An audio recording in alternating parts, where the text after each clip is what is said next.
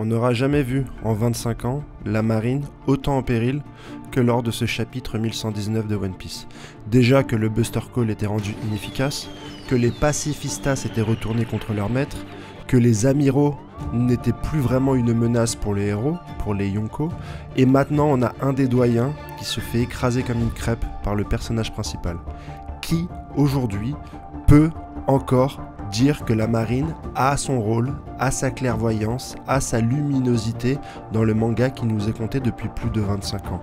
Le dernier socle sur lequel elle ose encore se reposer, le secret du siècle oublié, risque d'être détruit par un vieillard, le docteur Vegapunk, qui, dans 10 minutes, même si ça risque de durer près de 4 mois dans nos timelines à nous, celle de la réalité, va dévoiler au monde entier le dernier secret, le dernier bastion qui protège encore le gouvernement mondial et la marine.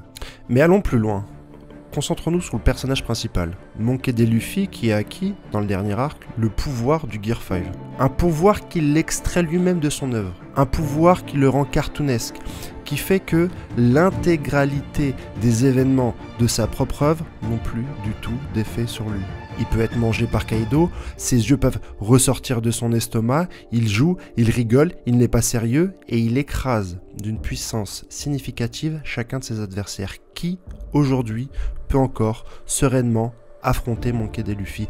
Qui peut être une menace pour les Mugiwara? Et c'est pour tenter de répondre à cette question que Eiichiro Oda, dans l'échelle de puissance, va invoquer l'intégralité du Gorosei pour porter un coup fatal à nos héros, nous faisant pencher dans la balance toute la puissance du gouvernement pour nous faire ressentir la pression de l'instant. Une pression qui n'a pas réussi à faire son effet avec le Buster Call, avec un amiral, avec un membre du Gorosei. Oda joue carte sur table. Il veut nous faire ressentir la pression sur cette île d'Egghead qui risque de délivrer un secret, le secret ultime au monde entier. L'incident d'Egghead porte au point le plus culminant du récit les 5 membres du gouvernement, immortels selon certains, mais face au présent, pourront-ils dans la balance être une menace percutante tant le pouvoir de Monkey D. Luffy est incommensurable par rapport au reste de l'œuvre. Mais le calcul ne s'arrête pas là et on le voit déjà dans la page de couverture, Eiichiro Oda, en trame de front, est en train de préparer la guerre finale. Car oui, nous voyons le crâne de Nigashima englouti sous l'eau dans les ruines de l'ancienne Wano Kuni. Signe qui nous montre déjà la prochaine cible de Barbe Noire, rejoint par Caribou et qui va très certainement s'emparer d'une arme antique, voire de deux, pour pouvoir affronter le dernier bastion du gouvernement. Je parle bien entendu de Mother Flame.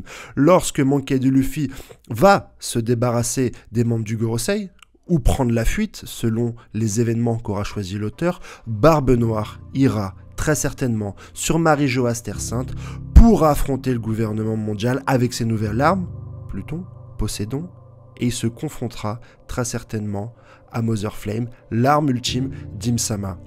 Et cette guerre ne sera pas une guerre de puissance, de personnages, de haki, mais une guerre de l'armement. Arme antique contre arme scientifique, la suite de One Piece risque de nous amener sur un tout autre terrain en ce qui concerne les affrontements.